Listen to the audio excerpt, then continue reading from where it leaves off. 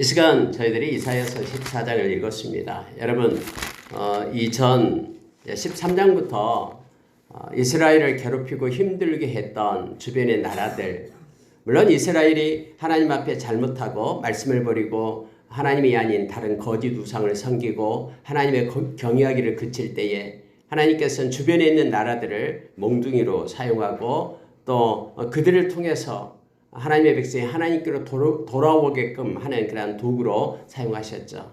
우리가 잘 알다시피 근데 그들은 너무나 교만해서 하나님의 그러한 의도와 뜻을 알지도 못하고 그들의 능력과 또 그들의 지혜로 그 모든 것들이 된 것이냐 높아지고 높아지는 그러한 일들을 하며 하나님이 허락하지 않는 것까지 그들은 비참하게 그리고 많은 백성들을 괴롭히고 그렇게 행했죠. 승승장구하던 그들이 어떻게 무너질 수 있을까라는 것은 하나님께서 역사를 경영하고 있기 때문이다라고 우리에게 가르쳐 줍니다. 이미 아직 그렇게 왕성하지도 않는 바벨론에 대해서 그렇게 하나님의 이사야를 통해서 200년 후의 일을 예언하게 하시고 또 역사를 통해서 우리에게 그대로 성취되었음을 우리가 목도합니다. 그러니까 여러분 앞에 있는 이사야 13장부터요. 다음에 24장, 25장까지 24장, 23장까지 해서 약 11개 장을 통해서 주변에 있는 나라들에 대한 하나님의 심판에 대해서 이사야는 선포하고 있습니다. 하나님은 조그만 나라 이스라엘만 경영하신 분이 아니에요. 하나님은 모든 열방의 모든 족속들을 다 경영하시는 하나님, 살아계신 하나님 되십니다. 그리고 뿐만 아니라 모든 인류의 우주의 모든 질서와 모든 것에 대한 주권자 되시고 심판자 되시며 오늘 또 읽은 말씀 가운데 우리에게 은혜를 주는 말씀이 하나님의 경영에 대해서 나오고 있죠. 하나님은 모든 것들을 생각하시고 이루시고 경영하시고 성취하시는 하나님 되심을 우리에게 가르쳐 줍니다. 그러니 우리가 우리 주변에 많은 악한 자들로 가득 차 있다고 해도 패역한 세대 속에 나 혼자 남아있다고 해도 우리가 걱정하고 염려하지 않을 이유가 있다는 걸 알게 합니다. 하나님의 강한 손 편팔이 우리를 붙들고 또 그러한 악한 자들 모든 세계 가운데도 하나님의 통치가 미치고 하나님의 심판과 책망과 하나님의 때가 있음을 우리로 하여금 인식하게 합니다. 그래서 어느 순간 어디에 있든지 하나님은 하나님의 백성에게 시선을 멈추지 않고 하나님은 늘 강한 손 편팔로 우리를 붙들고 있다는 것을 우리가 기억하며 이 말씀들을 읽어나가면 되겠습니다. 아무리 어렵고 힘든 상황과 환경 가운데 있다고 해도 하나님은 절대 하나님의 백성을 놓치지 않습니다. 그리고 끝까지 보호하시고 이끄시는 하나님 되심을 우리가 기억하기를 원합니다. 마치 다윗이 전쟁터에 막 쌩쌩 말을 타고 달리면서도 그곳에서 하나님을 느끼며 하나님과 동행한 것처럼 큰 웅장한 성벽을 뛰어넘으면서 하나님께 영광 돌리고 하나님과 함께 그렇게 행하면서 하나님의 마음을 가지고 살았던 것처럼 우리가 어떤 상황과 환경 가운데 있더라도 저와 여러분이 하나님과 겸손히 동행한 자로 또 살아계신 하나님의 권능의 손을 우리가 눈을 떠 보는 자로 그렇게 살아가기를 원합니다. 그러면 어떤 외부의 어려움과 환난 가운데서도 우리가 기쁨을 가지고 주님이 주신 평강과 기대감과 소망을 가지고 살아갈 수 있음을 알게 합니다. 여러분 이제 13장에 이어서 이 바벨론에 대한 내용을 말하고 있는데요. 특히 오늘 14장은 하나님의 백성은 하나님이 구원하겠다. 그리고 바벨론에 대한 심판이 있는데 어떤 식으로 심판할 것인가를 하나님은 구체적으로 시를 적어가지고 노래하게끔 그렇게 합니다. 여러분 14장 1절에 보십시오. 여호와께서 야곱을 긍휼히 여기시며 이스라엘을 다시 택하여 그들의 땅에 두시리니 나그네 된 자가 야곱 족속과 연합하여 그들에게 예속될 것이며 민족들이 그들을 데리고 그들의 본토로 돌아오리니 이렇게 되어 있습니다. 아직까지 여러분 하나님의 백성들이 망해가지고 디아스포라로 흩어져 있는 경우도 아니에요. 이미 BC 586년에 바벨론에서 멸망을 당합니다. 물론 그 전에 BC 605년, BC 598년 그리고 BC 586년 이 3차에 걸쳐서 바벨론으로 포로로 끌려갑니다. 그런데 아직까지 여러분 이때는 이제 뭐 700년대잖아요. 이 말씀이 쓰여진 때는요. BC 700년대. 그러니까 아직 뭐 100년 그 이후에 일어날 일들인데 아직 멸망당하지도 않았어요. 근데 이스라엘 백성이 돌아오겠다라고 얘기하잖아요. 하나님께서는 먼 미래의 역사를 주관하시기 때문에 다 알고 계시고 이사야를 통해서 지금 그때를 선포케 하시는 것입니다. 야곱을 긍휼히 여기시겠다. 이스라엘을 다시 택하여 그들의 땅에 두겠다. 멀리 떠나 있는데 스룹바벨과 예수와 또 다음에 느헤미야 그들을 통해서 돌아오게 하겠다라는 거예요. 근데 돌아올 때 그냥 돌아오는 것이 아니라 주변의 많은 족속들이 함께 돌아오게끔 그렇게 하겠다라고 말합니다. 그래서 여러분 우리가 약 1차 이렇게 예루살렘으로 올라올 때 스룹바벨과 함께 올라올 때 많은 족속들이 함께 왔어요. 이렇게 하나님은 말씀하시고 말씀대로 성취하시는 하나님 되심을 다시 한번 신학의 눈으로 보면은 너무너무 그 은혜를 받게 됩니다. 앞으로 여러분 말씀 가운데 약속되고 또 말씀 가운데 맹세된 모든 것들은 그대로 이루어질 것입니다. 저와 여러분의 구원도 그대로 성취됨을 압니다. 하나님은 말씀하시고 하나도 말씀이 땅에 떨어짐이 없고 우리 주님도 마태복음 24장에서 내 입에서 나간 말은 천지가 없어지더라도 말은 없어지지 않는다라고 말합니다. 그리고 심판의 자리에서 그 말씀이 우리를 심판할 것이다라고 말씀하고 있으면 보게 됩니다. 자 여러분 3절에 보십시오. 여호와께서 너를 슬픔과 공고와 및 네가 수고하는 고역에서 놓으시고 안식을 주시는 날에 바벨론 왕에 대해서 이 노래를 지어 이르기를 압제하던 자가 어찌 그리 그쳤으며 강포한 성이 어찌 그리 패하였는고 여호와께서 악인의 몽둥이와 통치자의 귀를 꺾으셨도다. 이렇게 노래할 것을 말하고 있습니다. 우리가 요한계시록 18장에 보면은 막 바벨론이 무너졌도다 하면서 막 그들이 바벨론을 의지한 이들이 슬퍼하며 가슴을 치는 것을 보잖아요. 그들의 부가 한순간에 무너지고 없어졌도다 라면서요. 궁극적으로 여러분 이 바벨론 이것은 세상을 나타내고요. 세상은 반드시 심판받음을 성경 우리에게 알게 합니다. 그래서 세상에서 형통의 그런 부러움, 악인의 형통의 부러움을 갖지 말라라고 성경 말하죠. 그리고 세상과 세상에 있는 것들을 사랑하지 말라라고 우리에게 말씀해 줍니다. 우리는 영원히 있는 것, 배부르지 않는 양식을 위하여 일하는 자가 아니라 영원히 우리의 영혼과 우리의 모든 마음을 평강과 기쁨으로 또 없어지고 소멸되지 않는 하나님의 뜻과 말씀으로 우리가 붙들고 살아가는 자 되기를 원합니다. 하나님은 반드시요 우리의 슬픔의 옷을 벗기고 공고를 채우시고 수고를 하나님께서 보상해 주시고 우리의 모든 고역과 힘듦에서 우리를 해방시켜 주시고 우리가 영원한 안식을 주시게 될 겁니다. 예수 그리스도를 우리가 왜 주일날 찬양하고 하나님께 예배한 줄 아십니까? 예수 그리스도가 우리에게 영원한 안식을 주셨기 때문에 그래요. 그분이 부활함으로 인하여 그분의 약속이 다 우리 것이 되었고 성취가 된 겁니다. 만약에 예수님이 부활하지 않았다면 여러분 예수님이 약속했던 그 모든 것들을 우리가 어떻게 신뢰할 수 있습니까? 예수님이 부활하시고 3일 만에 부활하시겠다 말씀하시고 부활하셨어요. 그래서 그 부활하신 그 주일날 우리에게 영원한 안식을 주신 약속을 주신 우리 주님을 찬양하고 경배하기 위하여 우리들이 모여서 하나님께 예배드리는 것입니다. 무슨 안식일을 지켜야 된다고 토요일날 예배드린다 그런 악한 예수 그리스도의 십자가의 그 은혜를 소멸시키는 그런 악한 자의 말을 듣지 마십시오. 이미 예수 그리스도 안에서 저와 여러분은 영원한 안식을 얻게 된 자임을 기억하기를 원합니다. 자 5절을 보십시오. 여호와께서 악인의 몽둥이와 통치자의 귀를 꺾으셨다. 누가요? 여호와께서요. 여러분 예레미야를 통해서 하나님께서 70년 후에 하나님의 백성이 돌아올 것을 예언하게 하셨죠. 다니엘도 그 예언을 보면서 이를 놓고 기도했다라고 성경에 나오잖아요. 근데 여러분 70년이 다 돼가는데 누가 유다의 큰 왕이 나타난 것도 아니고 용감한 장수가 다윗 같은 장수가 일어난 것도 아니고요. 조용해요. 잠잠해. 어떻게 이런 일이 일어날 수 있는가? 그래서 사람들은 이거 뭐 70년이라고 말했는데 다 됐는데 이거 뻥 아니야? 막 이렇게 거짓 선지자 아니야? 예레미야? 막 얘기했잖아요. 근데 여러분 우리가 잘 알다시피 이 아수르가 이 바벨론이 하루아침에 망하잖아요.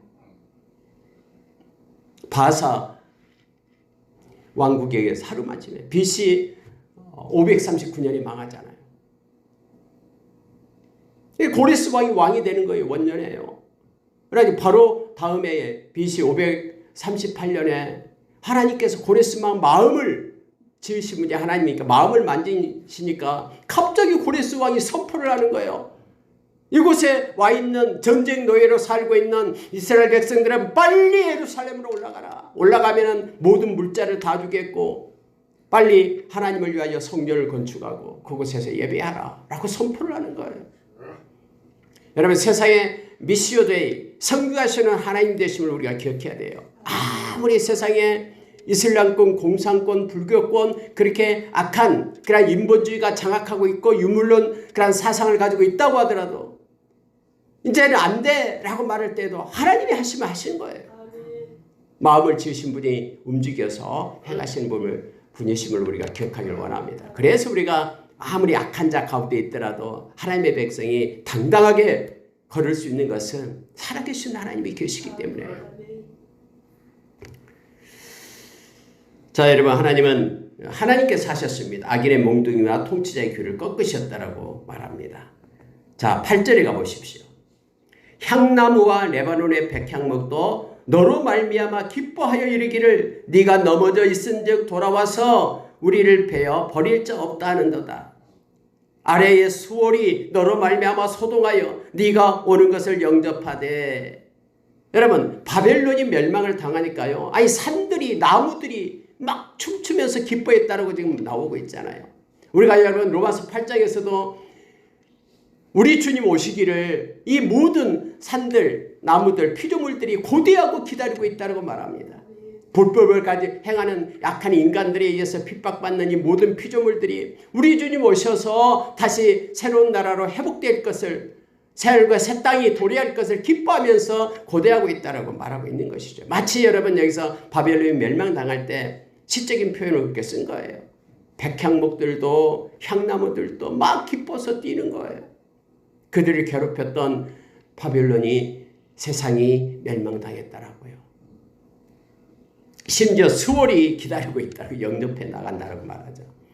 바벨론 너 죽어서 자랐다 하면서 막 박수치면서 수월은 이 죽은 무덤을 얘기하잖아요. 무덤이 막 박수치면서 기다리고 있다라고 말하고 성경이 표현하고 있음을 보게 됩니다.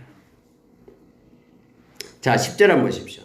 그들은 내게 말하 이르기를 너도 우리같이 연약하게 되었느냐? 너도 우리같이 되었느냐 하리로다. 여러분 그것에 수월에서 죽음에서 있던 열방의 왕들이 바벨론 왕이 오니까 막 박수치면서 기뻐하면서 야 그렇게 승승장구하면서 그렇게 핍박하고 못 일게 굴었던 너도 역시 똑같구나. 너도 연약한 자구나. 우리같이 되어서 이 무덤 가운데로 오게 되구나. 여러분 세상에 존재하는 모든 사람들 중에 죽지 않는 사람이 있습니까? 다 죽습니다. 히브리서 9장 27절의 말씀처럼 한 번 죽는 것은 정해져 있다고 말합니다. 이후에는 심판이 있다고 우리에게 가르쳐주고 있죠. 그렇게 거지 나사로를 무시하면서 배고파서 쫄쫄 굶고 있는 그에게 문전박대했던 부자 있잖아요. 맨날 춤추며 연락하면서 잔치 베풀고 부자도 죽고 거지 나사로도 죽었다라고 얘기하죠. 예수께서 직접 말씀하시죠. 누가복음 16장에서요. 그런데 그들 모두가 다 죽어서 갔는데 이제 심판을 받게 돼서 부자는 불꽃 가운데서 물방울 하나 손끝에 발라서 혀를 좀 서늘하게 해달라는 그 소원조차 들어주지 않는 그러한 불구덩이 속에서 고통 중에 있고 죽을래야 죽을 수 없는 그런 영벌 가운데 있게 되고 거지 나사로는 아브라함의 품, 천국을 상징하는 아브라함의 품에 있어서 위로를 받고 안식을 얻고 있고 그러면서 막 그 불구덩이에 있는 사람이 빨리 나사로 좀 살려가지고 우리 동생들한테 좀 보내달라고 그렇게 말하잖아요. 우리 동생들은 이 지옥에 오지 말게 해달라고. 만약에 죽은 자가 가서 살아나가지고 내가 경험해 보니까 이 지옥에 너네 형 지금 지옥에 있다 하면은 막 동생들 부들부들 떨면서 회개하고 이렇게 돌아올 거, 말씀을 붙들고 돌아올 것이더라고. 근데 여러분 성경이 뭐라고 말합니까? 말씀을 들을 때에 그 말씀을 회개하지 않는다 그러면은, 받지 않는다 그러면 죽은 자가 살아가서 말을 전하도 듣지 않을 것이다. 안 믿어요. 믿지 않습니다. 그래서 지옥에 대해서 돌이킬 수 없는 거, 회개할 수 없는 거, 자비와 긍휼이 전혀 없는 거, 그것이 이 세상 끝나고 나서 믿지 않는 자들이 들어갈 풀무시다라고 성경은 말하고 있습니다. 이 무서움에 대해서 알고 있기 때문에 고린도후서 5장 10절 이하에서 바울 사도가 내가 가만히 있을 수 없다라는 거예요. 이 생명의 복음을 증거하고 회개하고 돌아오고 그런 통로가 되기 위해서 내가 애를 쓰고 달려간다라고 말합니다. 그래서 여러분 바울 사도는 주님을 만난 이후로 34년 동안 곁눈질 하지 않고 목이 참수당해 죽을 때까지 복음을 들고 통로 증인의 삶을 살았음을 알게 합니다. 자, 여러분 11절 보십시오. 네 영화가 스월에 떨어졌으며 네 비파 소리까지로다. 구더기가 내 아래에 깔림이여 지렁이가 너를 덮었도다. 이제는 그렇게 화려했던 그 영화 이제는 무덤 속에 빠져 있다라는 거예요. 막 가난하고 힘든 나라들을 정복해서 그들을 포로로 잡고 끌고 가고 막 억압하고 빼앗고 했던, 그래서 즐거워서 전쟁의 승전가를 불렀던 비파 소리 이제는 다 떨어졌다라는 거예요. 그래서 이제는 너 침대, 화려한 침대 대신에 구더기가 너의 침대가 되고 너의 옷을 멋있는 좋은 가장 비싼 그런 이불이 이제는 지렁이가 이불이 되어 너를 덮고 있다 라는 표현을 시적으로 쓰고 있습니다. 솔로몬이 여러분 그렇게 많은 영화를 누리고 1년에 그가 누리는 그 달란트, 금 달란트가 666달란트를 받고 엄청나게 부귀 영화를 누렸잖아요. 그래도 솔로몬 죽잖아요. 60살에 죽었습니다. 이 세상은 여러분요 한 번 정해져 있어요. 그래서 우리가 가지고 있는 그 모든 것들은 이 세상에 있을 동안만 유효한 거예요. 우리가 이 세상 떠날 때는 가지고 가지 못합니다. 도리어 가지고 가는 것은 받은 것이 아니라 얻은 것이 아니라 베풀고 섬긴 것을 하나님 앞에 가서 보상받기 때문에 가지고 가는 것이죠. 자, 그러면서 여러분 이제 우리가 잘 아는 말씀 12절부터 20절까지 내용이 나와요. 계명성에 대한 내용이 나옵니다. 세상의 주관자 그 악한 사탄에 대한 내용으로 이제는 12절부터 나오고 있어요. 물론 이것이 이제 직접적 1차적으로는 이제 바벨론에 대한 내용을 말하고 있고, 두 번째로는 하나님의 자리를 탐했던 그런 악한 사탄에 대한 내용으로 이것을 해석을 합니다. 대부분의 신학자들이요. 저도 그렇게 생각하고요. 자, 12절부터 한번 15절까지 같이 한번 읽어보겠습니다. 같이 읽습니다. 너 아침의 아들 계명성이여 어찌 그리 하늘에서 떨어졌으며 내 열국을 엎은 자여 어찌 그리 땅에 찍혔는고. 네가 네 마음에 이르기를 내가 하늘에 올라 하나님의 묵별 위에 내 자리를 높이리라. 내가 북극 지폐의 산 위에 앉으리라. 가장 높은 구름에 올라가 지극히 높은 이와 같아지리라 하는도다.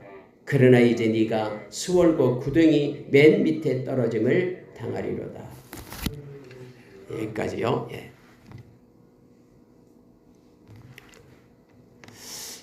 네, 여러분 계명성이다 그러면은 새벽별을 얘기하죠. 계명성이요. 그래서 1차적으로는 계명성이 아까 얘기했던 바벨론 왕을 은유적으로 표현하고 그리고 여러분 2차적으로 보면은 여기서 하늘에 오른다, 또 하나님의 자리와 같아지게끔 한다 라는 표현을 써서 나타내기 때문에 이 계명성을 악한 사탄의 멸망으로 비유를 하기도 합니다. 태양은 하나님을 나타내고 상징하죠. 그래서 아무리 새벽별이 밝는다 해도 태양이 떠오르면요, 새벽별 보이지 않죠. 하늘에요. 허무하게 사라져버린 것과 같은 걸 나타냅니다. 이 라틴어 성경에서는 이 빛나는 자라는 뜻이 바로 계명성인데 빛나는 자가 바로 루시퍼를 얘기합니다. 그래서 루시퍼 그 악한 하나님을 배반했던 그 천사장 중에 한 명 루시퍼가 나오죠. 그래서 이런 의미에서 본다면 계명성의 몰락이 영적인 차원에서 사탄의 몰락을 묘사해주고 있다라고 신학자들은 말하고요. 저도 그렇게 생각합니다. 왜냐하면 성경 계시록에서 그들이 불못에 던져지잖아요. 무주갱 속에 갇히게 되고 불못에 던져지게 되죠. 그를 따르는 모든 사람들도 동일하게 불못에 던져지게 됩니다. 뿐만 아니라 예수 그리스도를 믿지 않는 모든 자, 즉 생명책에 기록되지 않는 자들이 심판을 받게 됨을 성경은 말하고 있습니다. 근데 특징이 있습니다. 악한 자의 특징은 교만입니다. 교만이요. 그래서 여러분 교만한 자는 하나님을 싫어합니다. 하나님께 기도하지도 않습니다. 하나님 앞에 겸손하게 낮아져야지만이 하나님이 그를 높이며 하나님이 영을 살려서 하나님과 동행하게 되는데요. 성경이 말한 것처럼 교만한 자는 하나님이 대적이 되고 하나님이 꺾은다라고 말하고 있죠. 그래서 여러분 항상 이 교만한 자는 거짓의 왕이잖아요. 그래서 요한복음 8장 44절에서 예수님께서 가르쳐 줬듯이 거짓의 아비. 근데 이 거짓은요, 이 교만한 자는 거짓을 가지고 우리를 교만하게끔 만들어요. 아담과 하와를 그렇게 말합니다. 이거 따먹어봐. 그러면은 눈이 밝아져서 하나님처럼 될 거야. 그러니까 자기의 속성을 그대로 얘기하는 거예요. 자기도 이렇게 하나님의 자리에 내가 앉고 싶다라고 말하고 있는 거죠. 지극히 높은 이와 같아지리라 라고 말하는 것은 그 자리를 탐내는 거예요. 자기를 높여서 교만하게 되어서요.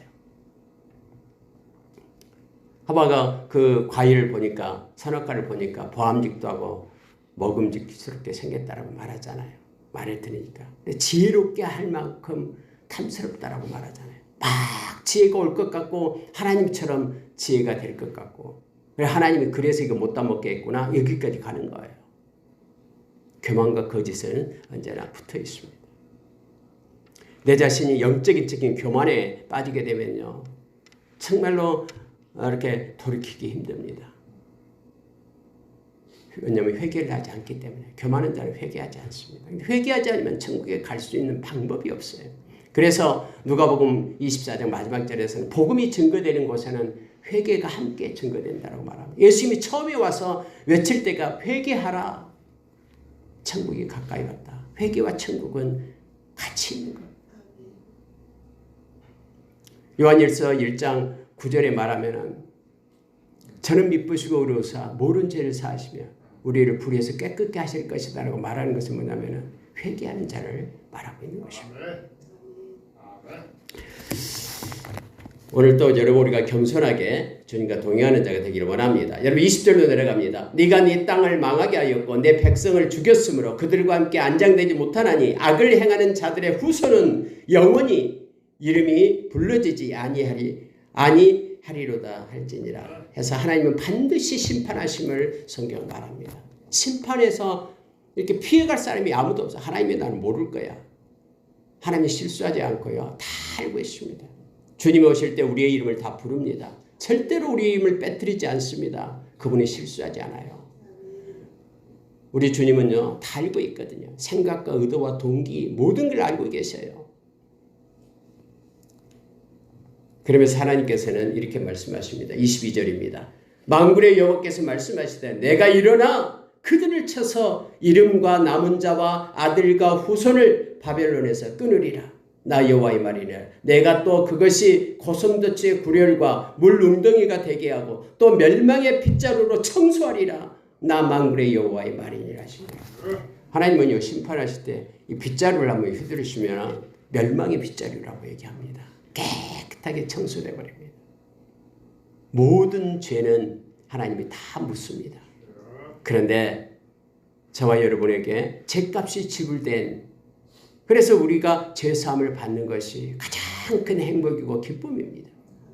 우리가 여러분 하나님을 찬양하고 경배해야 될 게 뭐냐면은 하나님은요 여기 멸망의 핏자루를 가지고 계셔요. 어떤 거짓말하면 한마디 이 죄값이 사망이다니까요. 우리는 이거 헤어날 수 있는 방법이 never 없어요.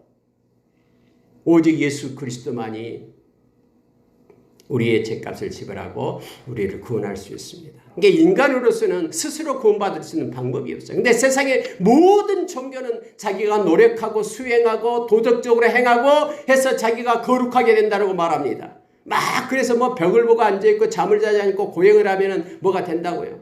안 돼요. 이미 여러분 우리는 완전 타락 가운데 있어서 우리 스스로 헤어날 수 있는 힘이 없어요. 그래서 하나님이 오셔야 돼요. 그래서 예수님이 오셔서 저와 여러분을 구원한 거예요. 절대적인 은혜로, 불가항력적인 은혜로 저와 여러분이 구원을 얻은 것입니다. 그래서 우리는 감사하며 하나님의 은혜 가운데 됐다고 주님을 찬양하고 경배할 밖에 없음을, 찬양할 수밖에 없음을 우리가 기억하기를 원합니다. 자, 여러분 24절에 보십시오. 너무나 큰 은혜를 줍니다. 만군의 여호와께서 맹세하여 이르시되 내가 생각한 것이 반드시 되며 내가 경영한 것을 반드시 이루리라. 내가 수르를 나의 땅에서 파하며 나의 산에서 그것을 짓밟으리니 그때에 그의 멍에가 이스라엘에게서 떠나고 그의 짐이 그들의 어깨에서 벗어질 것이라. 여러분 하나님은요 맹세한다고 말합니다. 아니 하나님이 누구한테 맹세를 합니까? 근데 하나님은 성경에 보면은 맹세한다. 내가 약속한다. 라고 말씀을 주죠. 우리가 히브리서 6장에도 동일하게 은혜를 받죠. 거짓말할 수 없는 두 가지 사실인데 하나님 맹세하고 약속한 것은 반드시 지킨다라는 거. 만약에 그걸 지키시지 않는 하나님은 공의로운 하나님이 아니시죠. 어떻게 우리를 심판할 수 있겠습니까? 그래서 여러분 성경이 약속한 것들은 반드시 성취되고 우리는 그 말씀을 절대 확신합니다. 그래서 그 말씀을 붙잡고 살아가는 하나님의 백성이죠. 이 말씀을 붙잡는 자가 바로 예수 그리스도의 제자들이고요. 하나님은 경영하십니다. 하나님은 생각하는 것은 반드시 성취됩니다. 아무리 없던 일도 하나님은 메이커예요. 만드셔요. 그래서 여러분 우리가 기도하며 나아갈 때에 하나님께서 그렇게 약속해 줍니다. 예레미야서 33장 2절에서 일을 행하시는 여호와 만들어 성취하시는 여호와가 말하노라. 너는 내게 부르짖으라. 내가 내게 응답하겠다. 네가 알지 못하는 지금까지 생각지도 못했던 모든 기무자 되시고 모사 되시는 우리 주님께서 다 알게 하고 깨닫게 하겠다. 여전히 하나님은 지금도 일하시고 계십니다. 경영하고 계십니다.